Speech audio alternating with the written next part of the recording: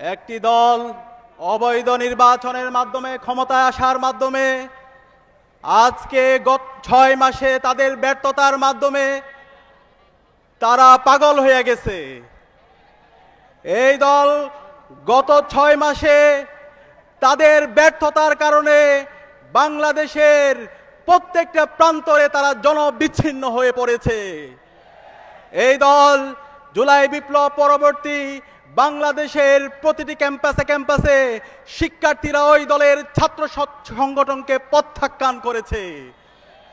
ওই দলের ছাত্র সংগঠন সন্ত্রাসী ছাত্রদল, তারা চেয়েছিল ৯০ পরবর্তী বাংলাদেশের ক্যাম্পাসগুলোতে যেভাবে গণরম গ্যাসরম কালচার তৈরি করার মাধ্যমে শিক্ষার্থীদের উপর নিপীড়ন করেছিল, টেন্ডার বাণিজ্য করেছিল, সিট নিয়ে বাণিজ্য করেছিল, সন্ত্রাস কায়েম করেছিল, সেই রাজনীতি তারা আবার ফিরিয়ে নিয়ে আসতে পারবে।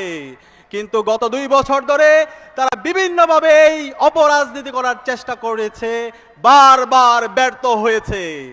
সর্বশেষ আমরা গত ৬ মাসে দেখতে পেয়েছি ওই দলের ছাত্র সংগঠন ছাত্রদল বাংলাদেশের বিভিন্ন ক্যাম্পাসগুলোতে এবং শিক্ষার্থীদের নির্বাচিত প্রতিনিধিদের উপর দফায় দফায় হামলা করেছে। গতকাল আমরা দেখতে পেয়েছি জগন্নাথ বিশ্ববিদ্যালয় কেন্দ্রীয় ছাত্র সংসদের ভিপিজিএস সহ নির্বাচিত প্রতিনিধির উপর ওই দলের অছাত্র সন্ত্রাসীরা বর্বরোচিত কায়দায় হামলা করেছে। হামলার পরে যখন এই শিক্ষার্থীরা চিকিৎসার জন্য হাসপাতালে যাচ্ছিল, সেই হাসপাতালেও কাপুরেশের মতো এই সন্ত্রাসীরা হামলা করেছে। আমরা দেখতে পাই পৃথিবীর ইতিহাসে ৩টা গ্রুপ হাসপাতালে কাপুরুষিত হামলা করেছে। একটা হচ্ছে ইসরায়েল, ২ নম্বর হচ্ছে ছাত্রলীগ, ৩ নম্বর হচ্ছে এই সন্ত্রাসী ছাত্রদল। আমরা দেখেছি ১৫ জুলাই ঢাকা বিশ্ববিদ্যালয়ে এই ছাত্রলীগের সন্ত্রাসীরা আমাদের ভাই বোনদেরকে মেরে রক্তাক্ত করেছিল। পরবর্তীতে যখন আমরা হাসপাতালে আমাদের ভাই বোনদেরকে নিয়ে গিয়েছিলাম, ঢাকা মেডিকেলে ইমার্জেন্সি ইউনিটে এই ছাত্রলীগের সন্ত্রাসীরা আমাদের ভাই বোনদেরকে হামলা করেছে। এর প্রেক্ষিতে ১৭ জুলাই ঢাকা বিশ্ববিদ্যালয়ের প্রতিটি হল থেকে এই ছাত্রলীগের সন্ত্রাসীদেরকে বের করে দেওয়ার পরে মাধ্যমে বাংলাদেশের প্রতিটি ক্যাম্পাসকে আমরা মুক্ত করেছিলাম। আমরা ছাত্র দলের সন্ত্রাসীদেরকে বলতে চাই, তোমরা যদি এই সন্ত্রাসের পথ অব্যাহত রাখো, ক্যাম্পাসগুলোতে যদি আবার গণরম গ্যাসরুমের কালচার ফিরে নিয়ে আসতে চাও, আমার ভাইদের উপর হামলা করো, বোনদের উপর হামলা অব্যাহত রাখো। আমরা ছাত্রলীগের যেই পরিণতি করেছিলাম তার চেয়ে ভয়াবহ পরিণতি আমরা তোমাদের করব।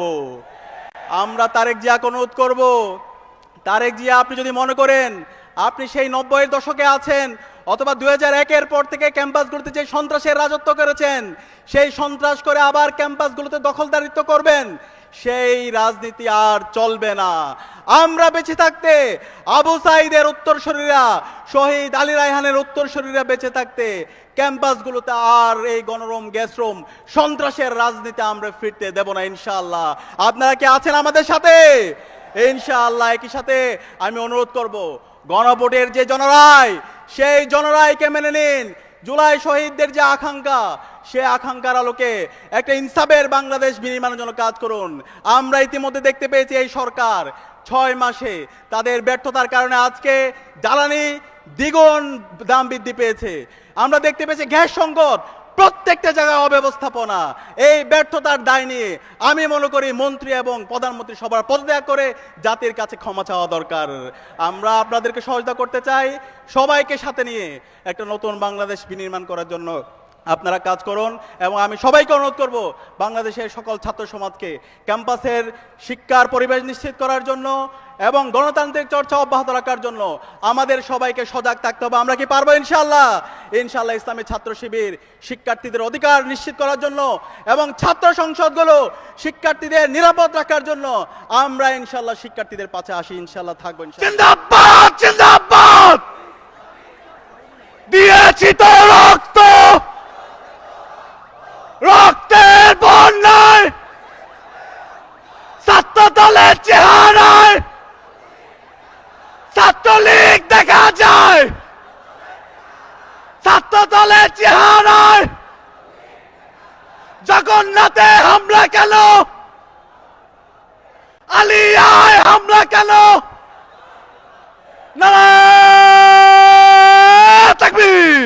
ফ্যাসিবাদী রাজনৈতিক কাঠামোকে আমরা পেরিয়ে বর্তমানে আমরা বুঝতে পেরেছি আমাদের এই ছাত্র জনতার কাঙ্ক্ষিত বাংলাদেশ তৈরিতে সামনে কারা সবচেয়ে বড় বাধা এবং কারা আমাদের শত্রু। দেশের মধ্যে তো অবশ্যই দেশের সীমানা পেরিয়ে বহির্বিশ্বে রাজনৈতিক, অর্থনৈতিক, সাংস্কৃতিক এবং ধর্মীয় গোষ্ঠীগুলোর মধ্যে কারা সংস্কার চায় এবং কারা সংস্কার চায় না, কারা গণভোট চায়, কারা জুলাই সনদ চায়, কারা জুলাইকে আঁকড়ে ধরতে চায় এবং কারা জুলাইকে গিলে ফেলতে চায়, সে পার্থক্য আমরা সবার আগে করতে পেরেছি। আমরা মনে করি এটি আমাদের সবচেয়ে বড় সফলতা। সম্মানিত ভাইরা, আমরা জনাব প্রধানমন্ত্রীকে বলতে চাই যে কারণে আগামী দিনে আপনারা আমাদের উপরে হামলা করবেন, বর্তমানে হামলাগুলো করছেন, তার কারণ একটি ছিল, সেটি হলো আওয়ামী বয়ানকে আপনারা পুঁজি করে শহীদ মতিউর রহমান নিজামীকে আপনারা রাজাকার বানাচ্ছেন।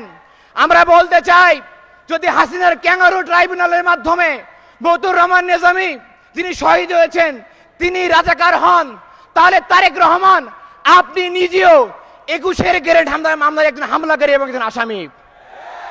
যদি আল্লামা সাইদি সাহেব রাজাকার হয়ে থাকেন তাহলে জিয়া অরফানেজ ট্রাস্ট দুর্নীতি মামলায় তারেক রহমান আপনি একজন টাকা আত্মসাৎকারী এতিমদের। যদি শহীদ বীর কাশেম আলী সাহেব রাজাকার হয়ে থাকেন তাহলে আমরা এটাও বলতে চাই তারেক রহমান থেকে শুরু করে বিএনপি কর্মকর্তারা বিগত সময়ে অবৈধ সম্পদ তৈরি, মানি লন্ডারিং মামলা থেকে শুরু করে বিগত অসংখ্য মামলায় তারা আসামি এবং তারা এদেশে দোষী বলে আমরা সাব্যস্ত করতে চাই। আমরা বলতে চাই আর কত রক্ত চান? বিগত 5 মাসে 300 জন কর্মীকে আপনারা আপনাদের খুন করেছেন, 700 জন নাগরিককে আপনারা খুন করেছেন। শুধুমাত্র বিগত ঈদুল ফিতরে 148 কোটি টাকা আপনারা বাড়তি ভাড়া আদায় করেছেন। কত টাকা, কত টেন্ডার আপনাদের লাগবে? সম্মানিত উপস্থিতি, তারেক রহমানকে বলতে চাই টোকাই ভাড়া করে মাস্তান দিয়ে জগন্নাথ কয়দিন আপনি আটকায় রাখবেন? আলিয়া আপনি কয়দিন আটকায় রাখবেন? 1 দিন, 2 দিন, 1 সপ্তাহ, 1 মাস, এরপরে আপনি কোথায় যাবেন?